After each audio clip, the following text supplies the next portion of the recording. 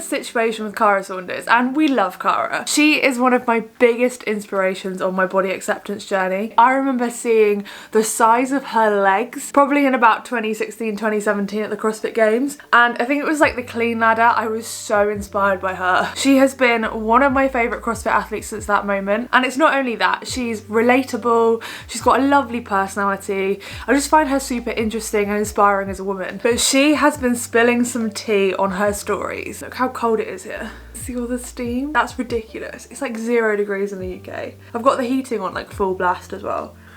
So she stumbled upon a piece of content that was about a surfer girl being dropped from a brand, and she obviously really related to that. And on her story she shared this: "It's not just surfing doing this. I was offered a 70% pay cut from a sponsor I had for 7 years after they found out I was pregnant again. The same company has just launched a pregnancy program. Another sponsor dropped me entirely with bullshit excuses but continues to support others." And by that I think she means like other pregnant athletes. "Keep in mind I qualified in 12th in the world 5 months postpartum with my first child and have been one of the best in the sport for over a decade. I understand business, but when they pretend to support athletes and then do shady stuff, that really bugs me. For me, it was a blessing because I'm so selective with who I work with now. Know that if I promote someone, they are good humans with a good product." She did so well, and I also looked up her finish after having Scotty, and it was, I think she finished in like 8th place, so she did not do badly after giving birth. She actually did really well. It's disappointing that they launched a pregnancy program whilst cutting her down like that. They could have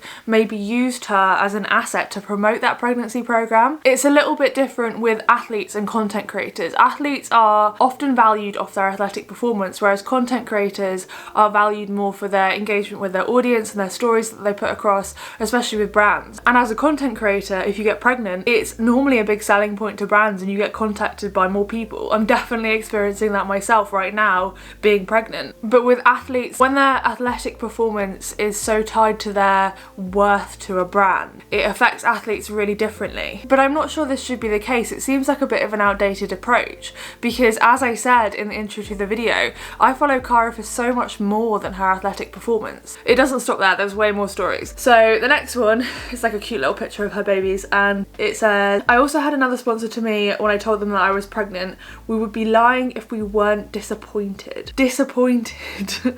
Imagine saying that to somebody that is excitedly announcing to you that they're pregnant. It's unbelievable. A couple of years later, after agreeing to the same wage on a resale, they said they couldn't afford anymore. I went asking for an increase since I had been on the same wage for 5 years. They sent me an email the day I flew out for the games saying they weren't even willing to negotiate and I was done. So they basically dropped her. This brand sounds sketchy. They don't sound like they support her. And unfortunately, like, what you really want in a brand relationship and what I have with all the brands that I work with is they value me as a person, and I will never work with a brand that isn't properly vetted and that I don't absolutely love and support their product. And what you want is a brand relationship where they reciprocate that. They like you and value as a human as much as you like them and value them as a brand and all of the people that you work with within a brand. It sounds like the people that did this to Kara did not value her as much as she deserves to be valued.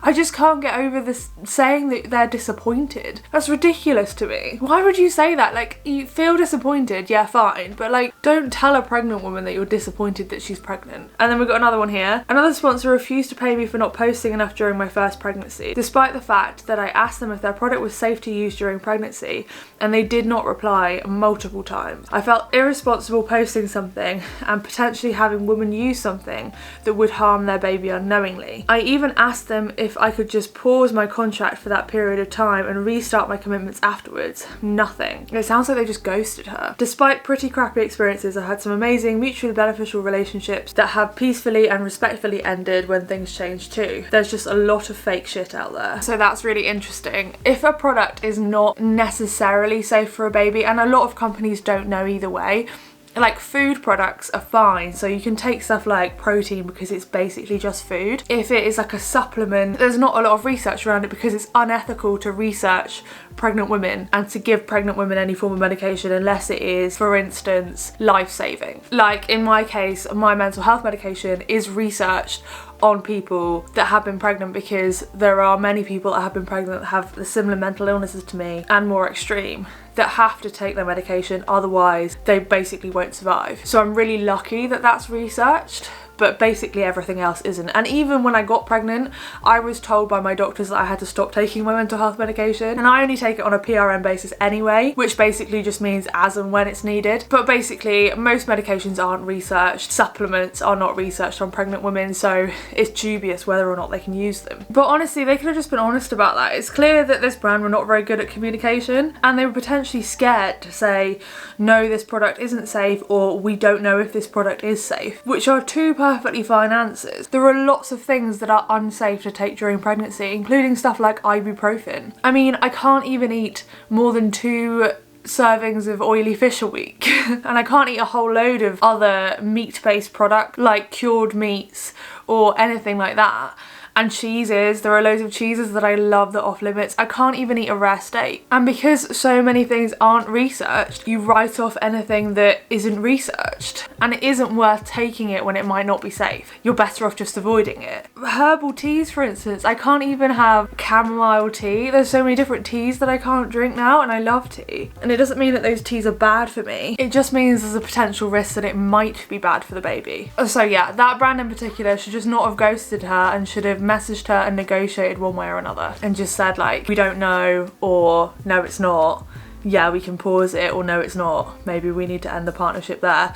Which again I think would be a little bit silly, because you could just pause it, especially if you really genuinely support an athlete or a creator. And there are also loads of other ways that you can promote products. You could do some really fun partnerships that I've thought about maybe doing if I was in the position, but like involving her partner in it, because her partner can still drink and take everything that a normal person can take.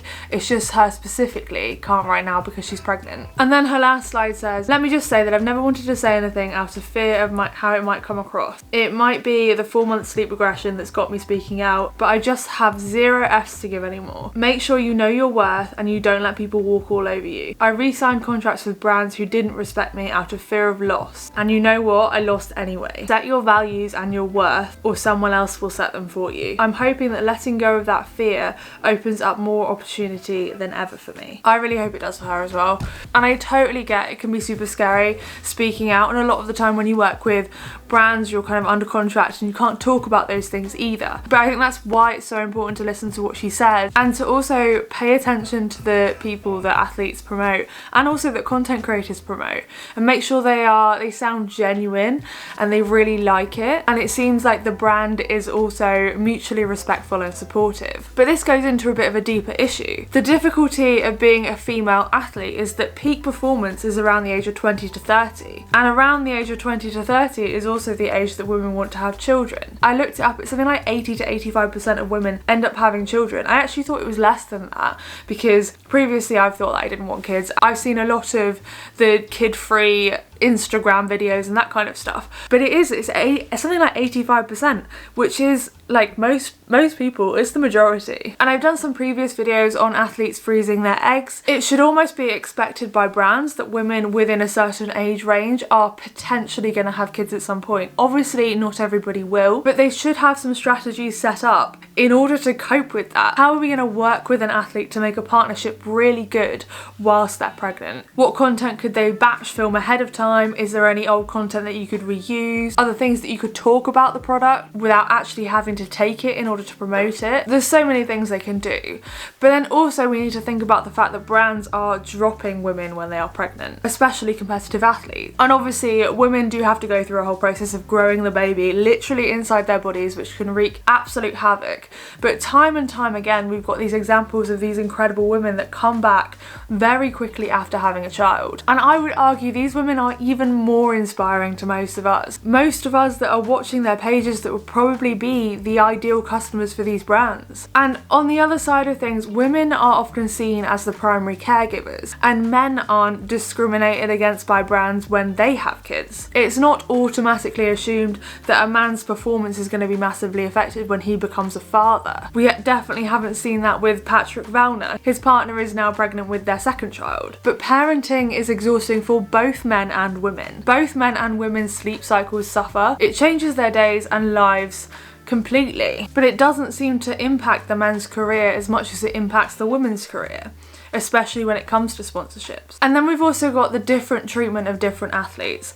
It's super obvious that Tia has been really amazingly supported throughout her career, and certainly the brand capitalised on that while she was pregnant. I definitely noticed that. But on the other hand, Cara's been dropped, and I don't actually know what happened with Annie, because Annie doesn't seem to post a huge amount of content whilst pregnant. I have seen some, but I haven't seen much like brand partnerships or anything to go off. This could be to do with the favoritism within the sport, where some athletes are spotlighted over others, and that can often be to do with the stories that are told around the athletes or the amount of camera coverage they get. At the end of the day, Cara has over 500,000 followers on Instagram, and loads of us love her for her personality, for who she is, for the fact that she's strong and that she's a mum and that she's just an incredible person all round. We don't just value her on her athletic performance, and I think that is where brands are missing a trick here. I really hope she's got more brands that are supporting her in the way that she deserves to be supported and has that mutually beneficial relationship. I touched a little bit on this difficult age between 20 and 30ish where women are both at peak performance and potentially want to have children. There are athletes within CrossFit that have gone down the egg freezing route. There are athletes that have struggled with infertility because of the amount of overtraining. This topic is a big one, and if you'd like to hear more about that, I've got a video right here on CrossFit, infertility and egg freezing. Thank you for watching, and I'll see you next time. Bye!